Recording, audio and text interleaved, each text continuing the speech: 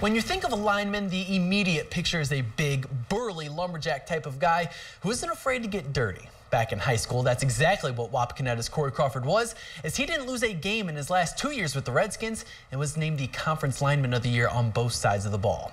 A proven winner, Crawford decided to take his talents to Findlay to help the Oilers fight to a national playoff appearance, but now it's the Findlay and Wapak communities helping Crawford fight as he takes on one of the biggest battles of his young life. Years before signing his national letter of intent, Corey Crawford dreamed of playing college football. With hard work, the Oilers saw action in 6 different games, helping Findlay to their first ever Division II playoff win. Still just in shock. I got to play the opportunity to play football at college. Not many people get that chance. As the Oilers moved to the next round, decisions had to be made as to who could travel with the team. The NCAA limits us on travel, and we were not able to travel him to the next game. And it was a tough conversation. Someone who's vested in the program and had to bring him in and said, hey, look, you're going to be home for Thanksgiving. It was pretty hard at the time because I traveled, the whole time, the whole year. But, everything happens for a reason. So Crawford came back to Wapakoneta for Thanksgiving, a holiday that would forever change his life. He just couldn't get comfortable.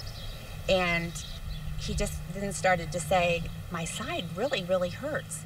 It just kept getting more and more intense. So finally, we said it was time to go to the ER. Thought it was an appendix attack or whatever, but it wasn't. So that's when we first found out that something else was going on. Crawford's life changed in a snap as the diagnosis came as stage 3 testicular cancer. No one ever expects to hear that, especially being 20 years old and just feeling like I have such so much to do and to go through still. Corey was just at such a great point in his life. Everything was just going awesome for him. And then to have something like this hit him, we were all just crushed. Right from the get-go, I knew that, your perspective has to change too. You're gonna get through this, you're gonna fix it. It's all a part of the process, and our family, I love my family, and we're the type of family that can get through anything. Crawford was told he had a 95% chance of successfully entering remission after a round of chemotherapy. But unfortunately, he found himself in the other 5%. Taking that news again was pretty devastating, but I know there's a reason for it, and I know that I'll get through it, and just another battle I gotta face. But it's not a battle Crawford has to face alone. He is a part of a team and a community that has helped him through it all. It's been amazing to see our guys, the offensive linemen, unbeknownst to myself, our head coach. Nobody knew they were going to do it. They decided to all shave their heads one night in the dorms. It's gone for you.